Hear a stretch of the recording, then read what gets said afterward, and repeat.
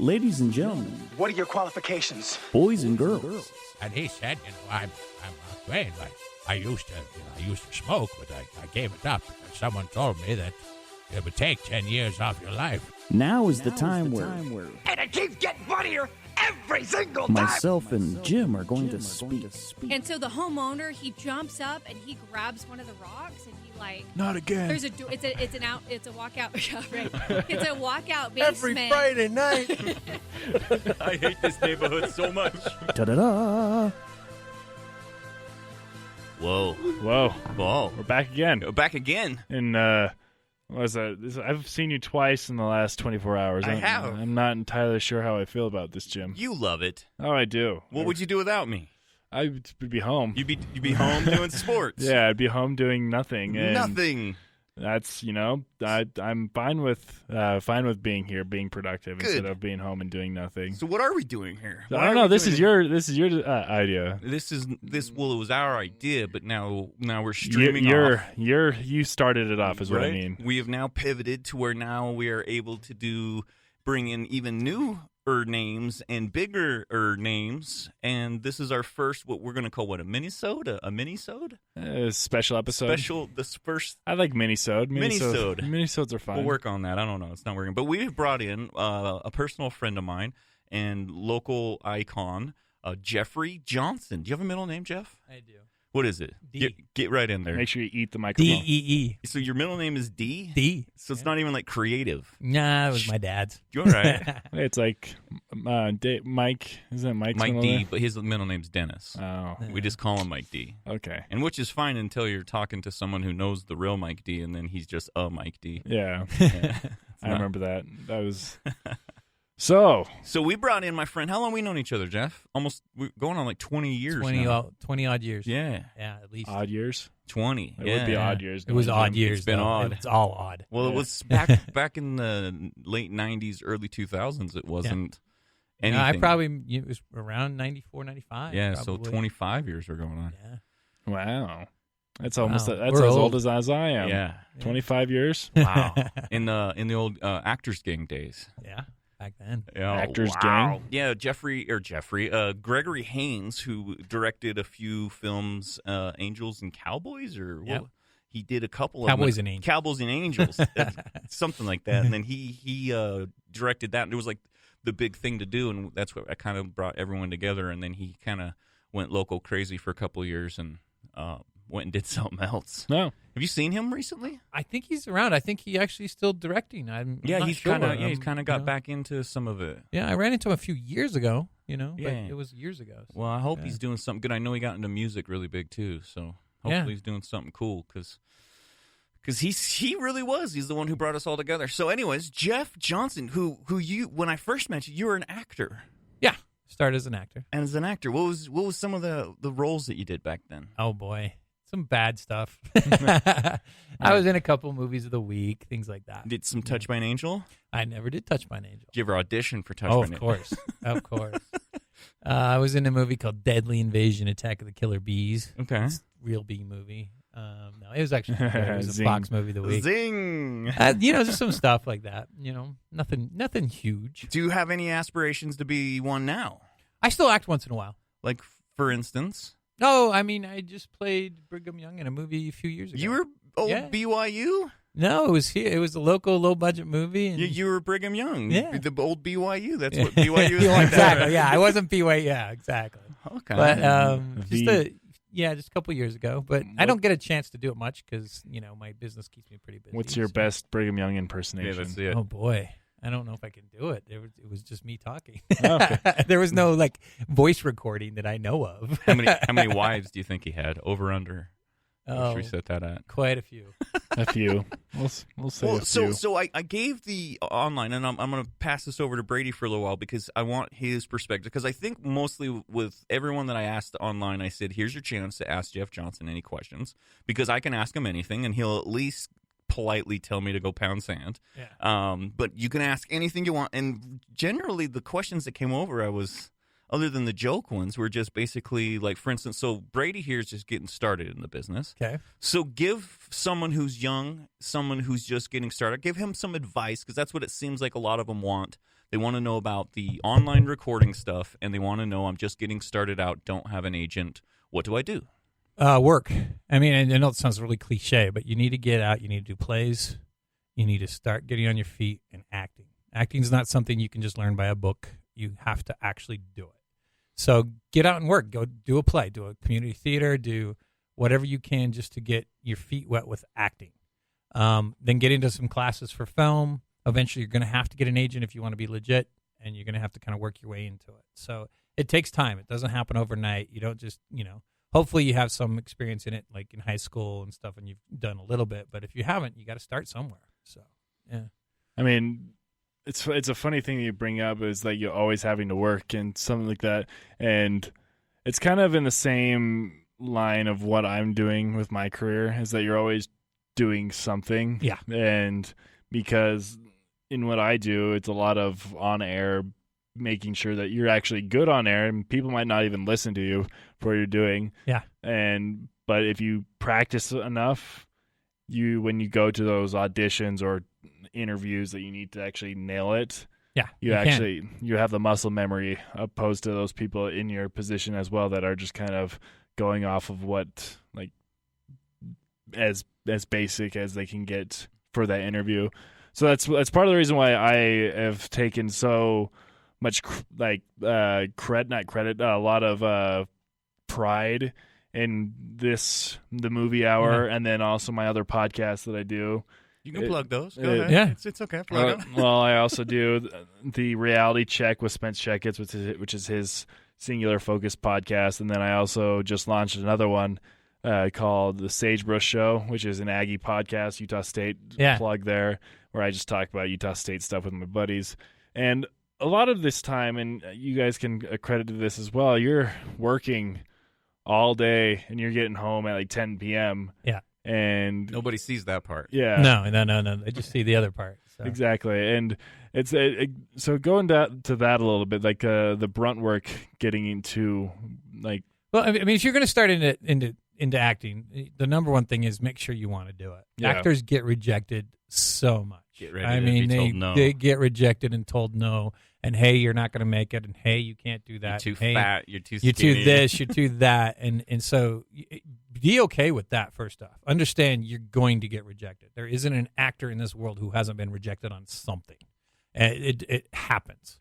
And then understand that the first thing you got to do is you got to start learning how to enunciate words. You have to learn how to, there's just, if you get an actor that walks in and they're terrific, the look's terrific, they can act, and they can't enunciate their words. Right. It's like, whoa, it's a mumble, and you're like, I can't do anything with you. I'm trying to help you. I've seen you do that where you're like, I'm trying, just say it like this, man. And so it's important that you read out loud. Do anything, just you have to be articulate. You have to be able, that's why plays are good, because you have to say the same words over and over and fast and speed and things like that. And so anything you can do to get just that muscle memory. Muscle memory is a perfect example of that.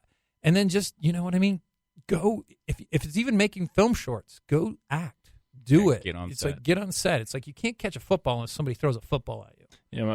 Yeah, you know what I mean? So go do it. A professor of mine, when I was going through, he always said, don't practice on game day. Yeah. It's like you don't ever show up to a football game Friday night and you expect to play and play well. It's the actors that work a lot, they are acting all the time. All the time. And they come into an audition, it's just another opportunity for them to act. Sometimes they get nervous because nerves means you care. Yeah, the nerves exactly. And nerves care. are okay. Everybody gets nervous. Yeah. It's like, and come on. For those that have part-time jobs, like what are some tips? Like, I can't act, obviously, because I'm working so much. Like an idea that I always remembered is one of my friends who went into acting. She was a waitress. Yeah. And every table she met was a new person. Like she was from a different place. Anything you can do to keep that creative mind going and play different characters. I mean, I know people who just they do an accent for the day. Or they do anything you can That's what do. Dave's working on his Irish right now. Is Dave doing his Irish? Yeah, and so I'm like, what you working on, dude? He's like, I'm working on getting it so then I'll back off. Don't worry. Leave me alone. Yeah. and a lot of times, don't be afraid to fail. I mean, you get into a class, and that's what it's for. Is you actually try something and it may not work. Your acting coach may be like, yeah, that doesn't work at all. But that's what they're there for, is to kind of help you through it. And That's a perfect example is Dave, and Dave Stevens. Dave Stevens. He's trying to do an Irish accent right now. It's probably way out there and very unreal. But you start there and you bring it back into reality. Until you forget that he's doing it almost. Exactly. Yeah. So you have to, you have to be willing to.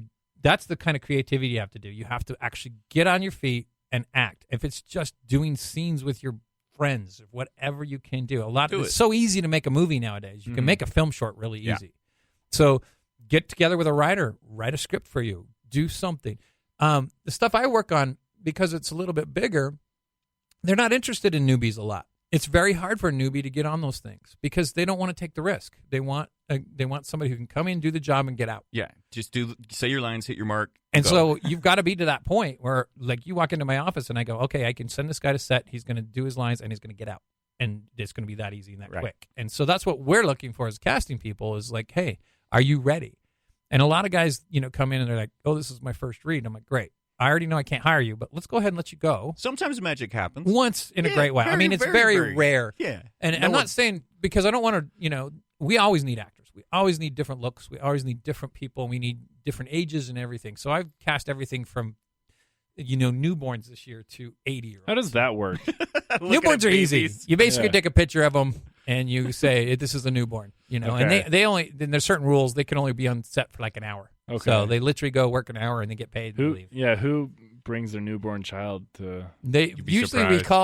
We call agencies and say, who's just had a baby? Yeah, he's got babies. They take pictures of them, and that's how Talon, we do it. Okay. Talon, my kid Talon, when he was a kid, he was the Channel 4 Baby or Baby. He was he was in all this stuff. He got hired on, and that was basically, we got a phone call saying, hey, you guys just had a kid. Yeah, do you want to bring? And he got paid a bunch of money to do like that, and then right after that, someone else brought him in to do another movie where it was some people got trapped in a car, and he just got paid to be a baby. How do you guys get that money, or does it go into like his 18-year-old trust fund that he's going to get? At the time, we took that money. So sorry, bud. No, I mean in Utah. So in other states, there's this law called the Coogan Law, and basically you have to put a percentage of the money that your child makes into a trust until they turn 18. We don't have that in Utah. We should have it in Utah, Absolutely. but we don't have it yet. And so it's actually a good idea. But parents can set that up too. Okay. Now, so you don't even have to. You can actually set up a Coogan account and actually pay into it now. Mm-hmm. Back in the day, you couldn't do that. No. So now they've had it for a while now, though. So crazy. Yeah, and so here's the fun part is a couple questions on that. What you said, Jeff, is you want to see new faces and keep coming in. That's fine. It's your first time. Let's just get it working. But I hear a lot of times, because I was an acting coach for a long time, and I'd hear people going, well, what has he got against me? Why does he hate me? Why won't he do this? Why won't he do that? And I'm like, well, what are you talking about? He's like, he just either he won't see me or he hates me. And I'm like, he doesn't have time to talk to you. Like you realize he's working. He's not there to like socialize with you. Like this is his job. You do get that, right? I get that a lot. Yeah. And it's so funny to me because it's like it really is a sign of a new actor that doesn't understand, or an actor who just doesn't understand how the process works. He might say hi, but it's it's a creative process, and it's not really guided by me. I'm a casting director. I direct the cast, but I don't. I'm really am like human resources for actors. I bringing people literally together, bringing the right people in to fit the role. Yeah. And then when it comes to casting, it could be a look, it could be an age, it could be any of those things. Right. It could be anything like that. It could be about ability. It could be, hey, do you match up with our lead actor? Right. Do you, and so there's all these things that go into the creative process that may rule you out, even though you're a good actor. And they just rule you out just on that. Right. And I don't have the time have time, nor the production have the time just to see everybody just because we want to. Right. We literally have to narrow it down to, and okay, these are the people that are coming in. Could you imagine even going to some even the bigger markets? Yeah. I cast in L.A. I cast in L.A. for 10 years. Oh, it's crazy how many headshots and people, and you would, back in the day, this was the mid-90s. We'd get rooms bigger than this room. Like this is what, a 10 by 20 room, something like that? Something like that. Yeah. Sure. We get in a room of this, just think of this room with headshots stacked about to knee high, covering the whole floor. It's crazy. And we do this for like a Levi's commercial. Right. And we'd go through these headshots and we'd go through everything. And we'd have to narrow it down. I mean, you're talking, there was about 10,000 to 20,000 headshots at that point. And you'd have to narrow it down to 300. and so you did, back then, you narrowed down people by, hey, did they staple their headshot and resume right? Right. You literally are like, you know what? Nope, didn't. Sorry. You're out. I mean, literally, because you're looking to, Anything. And nowadays, now that it's digital and we do it online, there are still things we look for. We look for a professional headshot. are you taking this serious? Do you have a real headshot? Oh, Not wait. a selfie. Right. Yeah, not a selfie. Do you have an agent? Unless we ask for a selfie. Sometimes we ask for selfies. Sometimes we want to know what you look like right now. A lot of times with models, it's like, take off all the makeup and just take a picture of yourself with what you look like normally, Right. you know?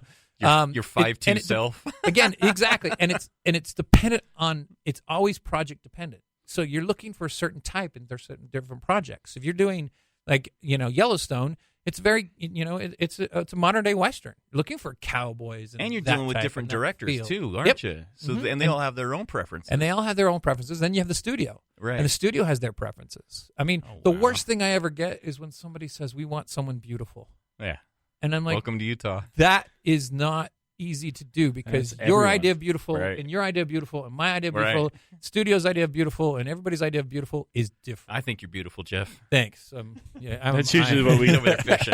When you Obviously see fishing. the definition of beautiful. So you get this random thing where you're like trying to please like 4 or 5 people. And you remember in a bigger show, you're trying to please sometimes 30 people. Right. You've got the whole studio going, okay, the director likes these people like these people, now the studio has to like these people. And so actors don't even realize that it takes me 3 days to get you approved. And then they think I don't like them. And I'm like, Right. I sent and fought for you, but it What are you didn't happen talking on this one. I mean, literally Yeah. was like in meetings going, this is your actor. Do you And- remember the 5 screen tests you took? Exactly. You want to know who pulled those strings? And then the ones that I don't bring in, it's not usually because of ability. Hopefully, if they're submitting, hopefully if their agent has already done their work, they're submitting, they're good. What's hopefully happening is at that point, I'm just not going to waste that actor's time. I'm like, there might be some reason, hey, this actor worked in the series before, or hey, this actor looks exactly like our lead, or there's all kinds of reasons why we just don't bring you in. Or I got notes from the director the night before going, hey, I really want this part to be this.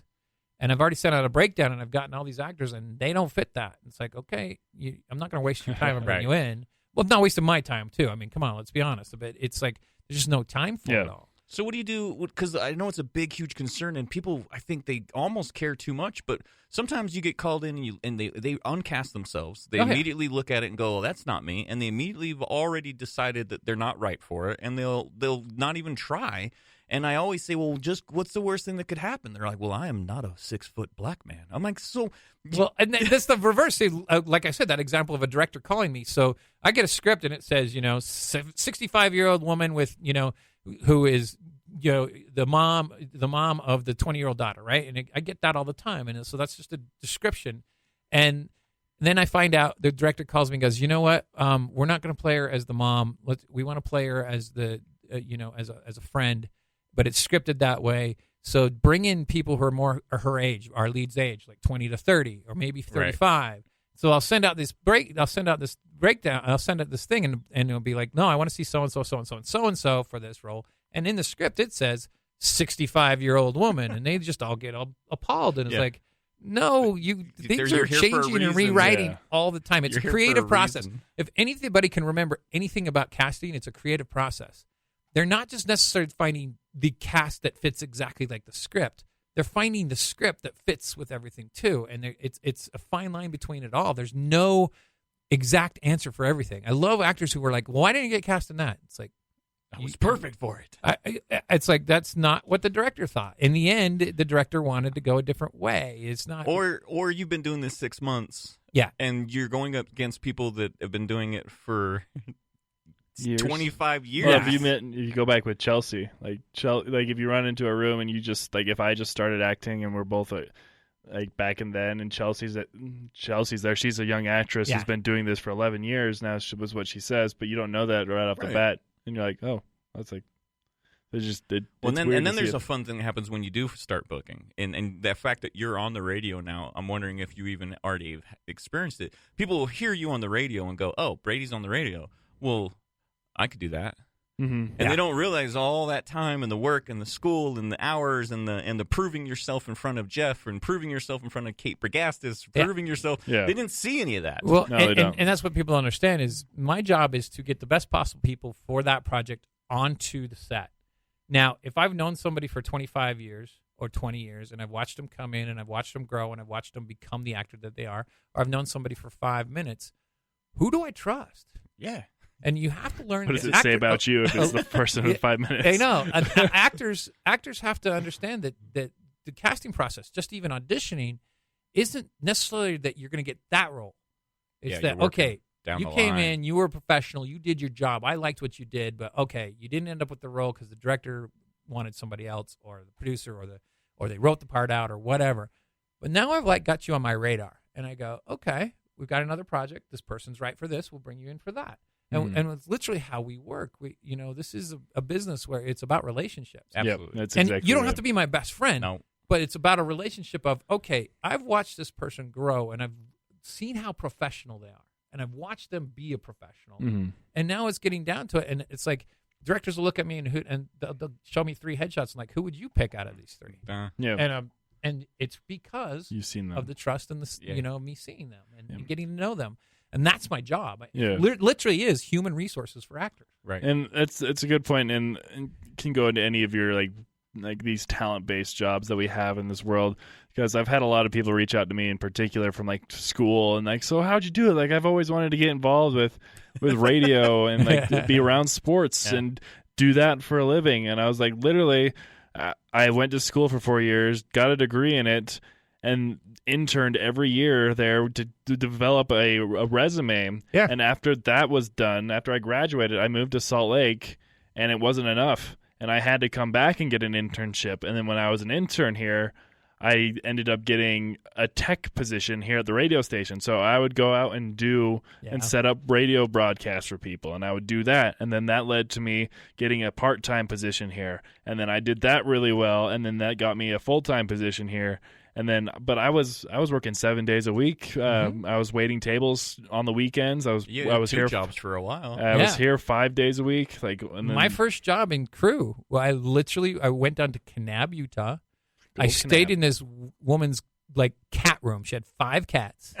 I was a PA on a movie. I'm allergic to cats, Right? But so you're I would literally be like bloodshot eyes and stuff. Awesome. But I wasn't ever in the cat room because I was 17 hours a day on the film, working my butt off, just trying to learn. And you work your way into it. It takes time. I was a first AD. I went to be the first AC. They didn't have a first AD. The lead actor they wanted to be the first AD. He doesn't have time to do the first AD. And the first day I was helping build a set and put a nail through my foot. And we're in Michigan. And they were going to send me home with workers' comp fully paid. And I was like, because of the opportunity, I was like, I will stay. And they're all like, but you don't have to. You can get paid and go home right now. I'm like, I would rather stay and meet the people that I'm going to meet over the next 3 weeks. I know. And limp around for 3 weeks, then go home. I mean, you work as an extra at first. You do everything you can to get some experience, and you have to build the experience in like any job. And then when you get there, the hardest part is I see these really good actors, and the work has to fit too. And sometimes it's really busy and there's a lot of work, and sometimes you're on a roll and you're booking everything. Not every actor's on all the time either. No. And then all of a sudden, We're dark people. the next year you can't even buy an audition. Yeah. And it's like, because the project's coming in, there's nothing for you. Yep. And it's so frustrating for me because I see these really good actors who I really like, but I have nothing for them. And I can't just bring them in because they were not going to get hired. Yep. And so, that's the hard part about a local, a local situation where you're shooting in a small market like Utah, where the work is coming and it's building, but we don't have enough work for all the actors here. And you remember having our reels on VHS tapes? Yeah. And what are having to go VHS tapes? Yeah. Anytime you made any change, you'd have to go order new VHS tapes, and you'd have stacks of them, and then to mail them anywhere was just ridiculous. And then you to get a new reel now, everyone's like, I got a new reel. What do you think? And I'm like, it's too long. It's 3.5 minutes. It's too long. It's too long. Yeah, and now I'm like, but I used to do that on a VHS tape where it's too long. Too bad. I don't have money to make. We used to get auditions, and I'd literally have the VHS tape to tape. Yeah. And I'd have to hit play and unpause to record the ones I wanted to send to the director, and then stop. Because I literally spend all night long. If you stopped your master, you'd give the lines. Yeah, exactly. And you'd have to do that. So, yeah, believe me, you're old. I am old. I am really old. How real is the Harrison Ford phrase saying that you just lasted longer than everyone else? It's kind of true. Yeah. I mean, in my career, it's kind of true too. You know, I mean, I just kept working.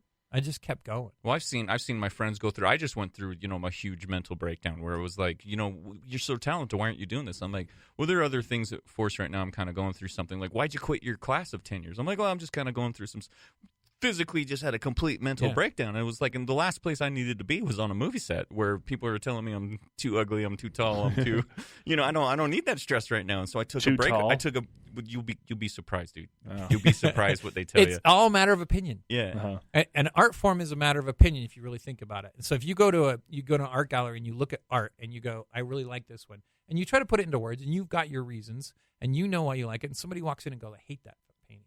And it's exactly what happens when it comes down to the art form of acting is there are people who have this opinion of certain actors and certain ways they do it, and they love it.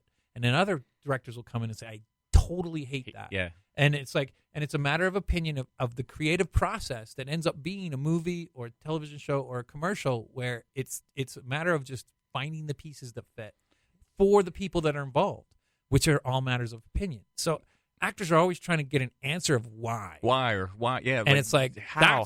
Tell me. What do I need to do? What do I need to...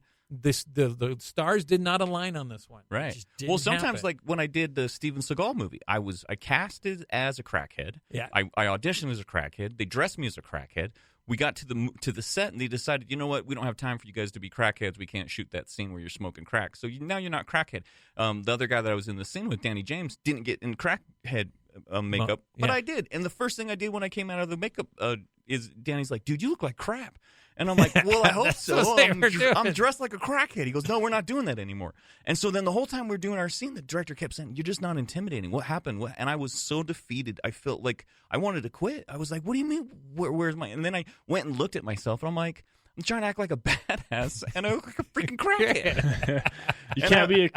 And you can't do I'm both? like, my hands were tied. I'm all like, let me take a shower or something. I can be a crackhead in a crappy Steven Seagal movie. I know I can. And it's so funny about that. What you say about that is you think about that. That's the creative process of once you get And I'm the in the job, movie. You're in the movie, and now there's a creative process, and it changes on a fly. I mean, I was in a movie once. I was a coach in a ski movie, and all I had to do was say hi. My day was set. I'm like, I literally only have to say hi today. I walk out on the set. I'm like, okay, I'm going to say the word hi. And I'm sitting there in the chair, and I'm watching the other scene, and I'm waiting, and then all of a sudden the producer comes running up to me. Was that Snow Patrol or what was it wasn't that? Snow Patrol. Yeah, but it's I can't even remember the name of it now. That's where Dave met Kristen Dalton. Yeah. I was not in Snow Patrol. Okay. But and they hand me this handwritten You're German now. 12 pages, right. 12 pages of dialogue, and they're like, Oh, Here you go. so-and-so playing the other coach, he's really sick, and he can't work today. oof. So we had to rewrite all the scenes. Can you get this ready in 5 minutes? Yep. Oh, wow. All right. Cool. Here we go. What do you do in that case? You just You do kinda the best skim, you can. You do. Skim You and do then the best you find can. out, You get get all where. the lines down you can. You do the best you can. By the time you get through all the rehearsals for camera and You stuff, got it you're down going to pretty have good.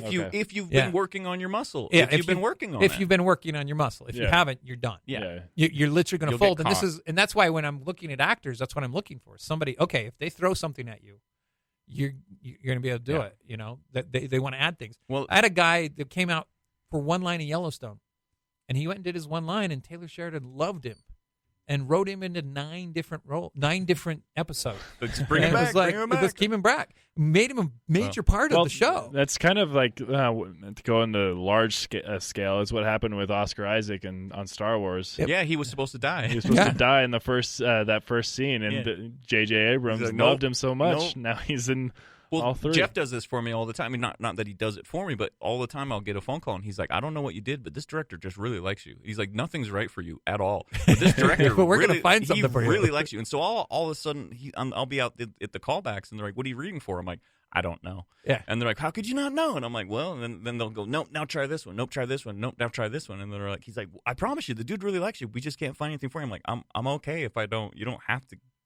make me feel good about myself. I feel great, by the way. But and that's where, again, it all boils down to this creative process. That's not fair. Yeah. I mean, it's not fair. Auditioning is probably the worst thing in the world to do because everything's up against you. And you have to go in and do the best you can to tell a story about a character that, you've got 5 pages on at the most. and most of it's got big X's. Exactly. It's like, don't worry about this. You don't need to read this. You don't need to read that, And so anytime an actor comes in auditions, we know that. We know that you're up against it. But they haven't figured out a better way to do it. We don't have time to screen test people for the whole movie. We don't have time. It's about speed and quickness. And in the 90s, I used to have like 4 weeks to cast a movie. Yeah. Now I have like 3 days. It literally goes, I've cast movies in 3 to 4 days before. And it's fast, and it goes fast, and it's crazy. All right, well, I'm going to ask one more online question, Sure. And then we'll move on to talk a movie real quick so we can finish up the episode. Because already we've been just half going. hour. It's already half hour. Boom. Yeah, I can. When I get going, I can. No, talk. that's what we love, and That's what we do. This episode is for. Is so anyone who keeps saying they want to learn something, and if you don't listen to this episode, if I can't get you to listen to this episode, then you're just not going to listen to my show, and that's okay. So the other question that I hear a lot is about the filming, the audition on tape, however you want to self-tape, you call it all the different ways. Sometimes they ask you, what is the benefits of doing that if you're being asked? Why would you be asked to put something on tape? I know myself, but I want you to answer it because there's lots of different, the answer is So in my office, and this is 95% of the time, and this is actually what I tell actors, it is always better to come in live in person. Whenever you can come in live and meet the casting director or the director or the producers, that is the best thing to do. Sometimes you may be on a set and not be available during those auditions, or sometimes you may not be in town, and those are reasons to self-tape. Now, it is a lot more difficult to get a role self-taping because, and a lot of times the self-tape, all that's going to do is get the director to want to meet you. Most of the time, the directors are going to want to meet you anyway. Now, in the case of like Yellowstone, a lot of times they cast directly off of tape. So you have to consider your first audition and your self-tape as your callback because they do a lot of casting right off of tape. But and some do and some don't. And so you have to actually be open to the fact. Now, if you don't know how to self-tape, take a class. Figure Robert it out. Does one, doesn't he? Yeah, there's so many people that you have to know. The worst thing I can do is send, hey, this is the most professional actor I know. Mm-hmm.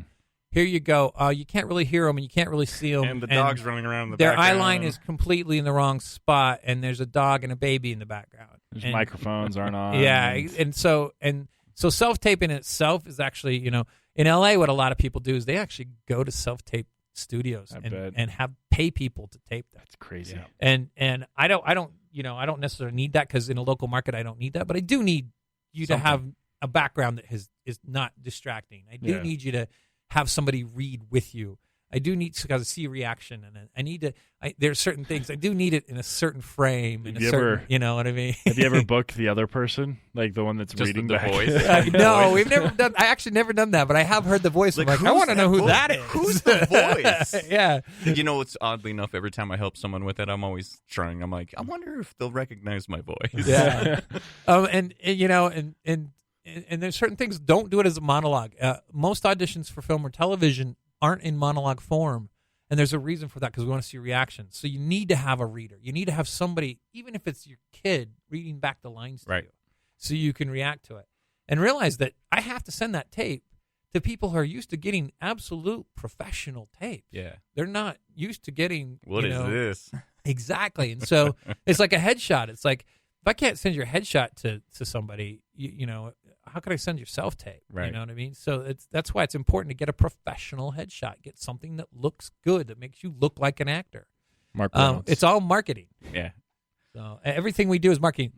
Demo reel. Most demo reels aren't going to get you the role. Maybe a local commercial or something might book you off of a demo reel.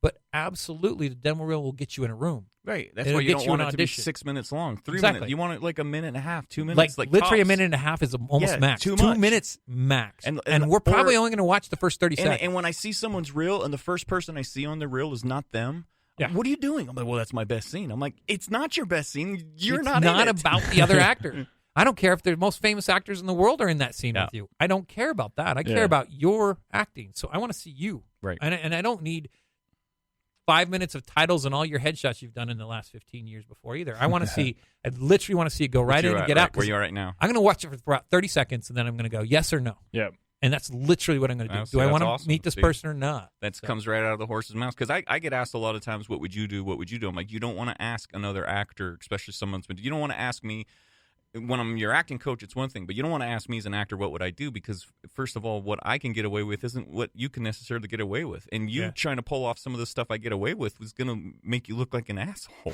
Yeah, I mean, and again, it's about relationships. In the end, too. You've got to, if you're comfortable with people and you've worked with them before, you can get away with a lot more because they know you, they trust you. You have to build that trust, and the first person you build trust with is your agent. Right. If you're not getting auditions, you need to talk. You need to figure out what's going on with your agent, and it's not necessarily your agent's fault. It means maybe your agent doesn't know how good you are. Right. Maybe the agent doesn't trust you as much as you think they do. You can always go back. It's fun, seeing in this field that Jim and I have. Yeah. Gemini. There's that Gemini guy again.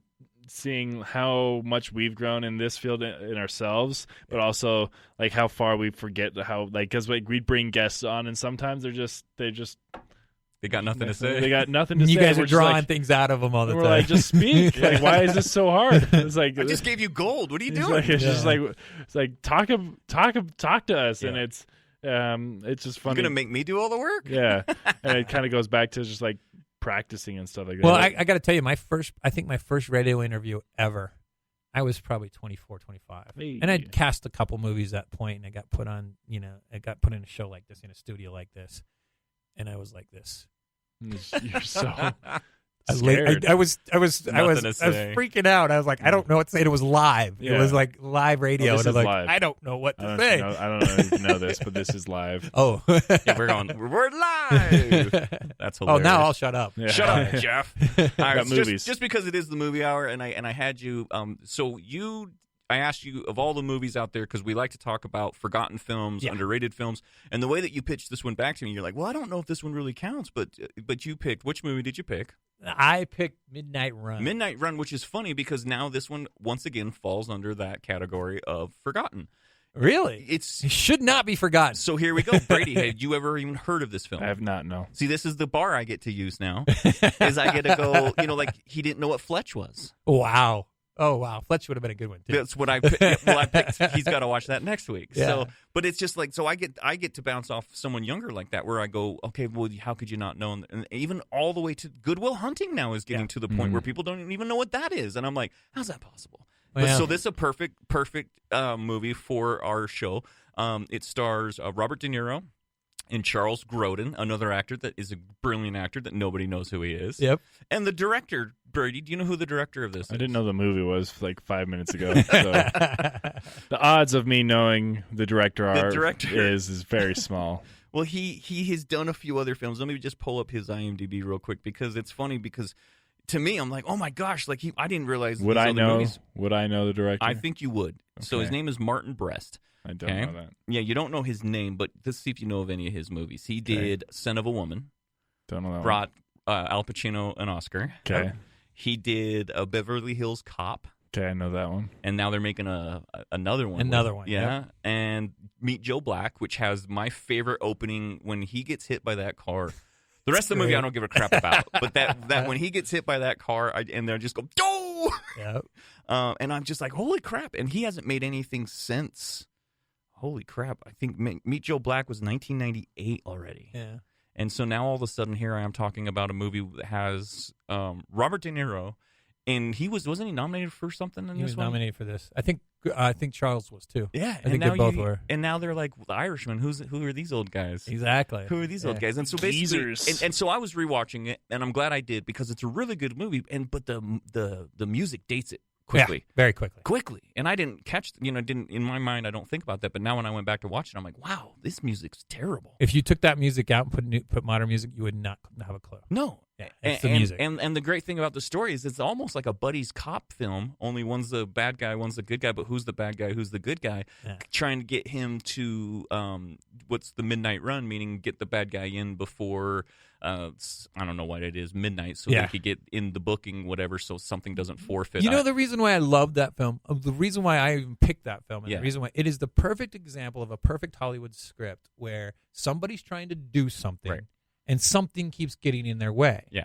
And he can't fly. Literally in acting, when you're figuring out your acting thing, you have to find out obstacles that's stopping you from getting what you want. So you make choices about what you want, and then there's things that are getting in your way. And so in the acting world, it's the same thing. But in a pure script form, it is exactly how a Hollywood script should be written, where it is, hey, I got to go get this guy in New York and get him back to L.A. by midnight this date. Yeah. And I'm going to fly over there, and the first thing that happens is there's a dog in my way. And Right. second thing that happens is there's a mobster. There's all this stuff starts and then getting right. there's other. Then I can't get the guy other on a guys, plane, yeah. and then I can't get the guy Well, in you a got car. him on the plane, he just won't fly. Exactly, and basically trying to get that person from point A to point B. As the two guys start getting closer and closer, where he goes from he keeps saying as an accountant, I would suggest. And he goes, "You're not my accountant." Towards the end, you notice he starts using words like "as your accountant." Yeah, exactly. and they start bonding. And so you look at this film, and it's a perfect example of just obstacles of what is in the way of this actor. And you watch the acting in it. Now, these are brilliant actors. Brilliant. And they're trying to, he's trying to get stuff to happen, and he can't get it to happen, and all this other stuff, and he's brilliant. But when you know the movie now, like when I went back through it, there's little things I never even caught on. When he's like, "Hey, you got any money on you?" And he's like, "I got a bunch." I know, and you can't ruin that ending for everybody because you need to watch the movie. Gotta watch the movie, but at the time, it never dawned on me. When I rewatched it, I was all like, "Yeah, I guess so." He never lies. No, he doesn't. So I thought it was a great pick. So so what are you watching nowadays? Like when Jeff Johnson goes home, we'll finish up with when you go home and you've had a long day on seeing a bunch of these a-holes that don't think you like them. You go home. Do you put on Netflix? Do you watch movies? I do a little of both. I totally binge Netflix sometimes. I haven't lately, but one of the shows The Boys. It's Amazon. So good. Yeah, I love that show. It's the anti-hero movie of all time. Yeah, Anti-superhero movie. Kids. TV series of all time. Oh, The Boys. Yeah, that one. The Amazon Prime. anti-superhero. Yeah, that it's was like cool. it's out there. And the opening. If you like the opening scene you'll like the opening scene of that. I saw a meme that said what we think we are, and it showed a Superman, but what we actually are is America, and it shows The Boys. Yeah, and, and so that's one. I mean, there's some really great ones. There's just some great TV now. Yeah.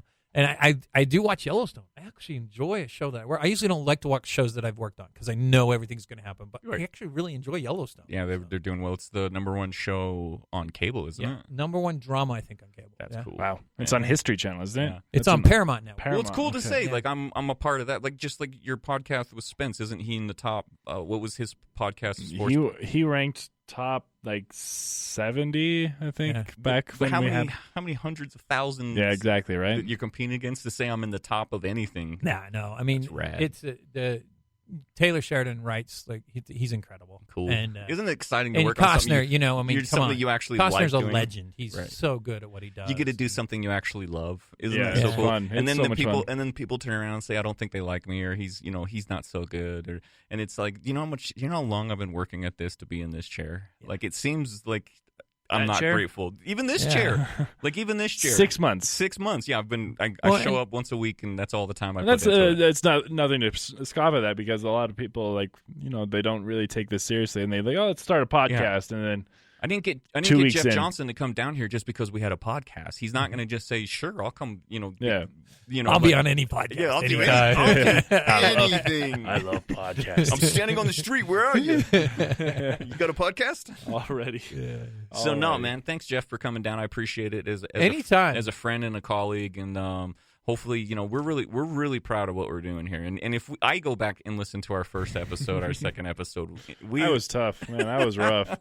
The learning curve is quick, and we're getting really good at this, and it's something that even if it's just gonna stay a little small, little niche, little thing, that's fine. But I don't see why we can't keep getting it bigger and bigger, and keep getting bigger and bigger names. And I mean, the stuff that you've told people today, if people don't want to listen and take it into account, then next time they ask, why aren't I getting called back? I'm like, he told you. He told you. It's not personal. This it is really school, is business, son. So work, listen, learn, work. Awesome. You got anything, Brady? No, let's wrap this up. We don't have an outro, so we no can outro today. Yeah, close. so I guess it's just like, thank you so much, Jeff, for coming on. Thanks for having me. Yeah, man, our very first mini-sode. Perfect. Well, let's close it out here. Yeah. 3, 2, 1. Hi, Mom.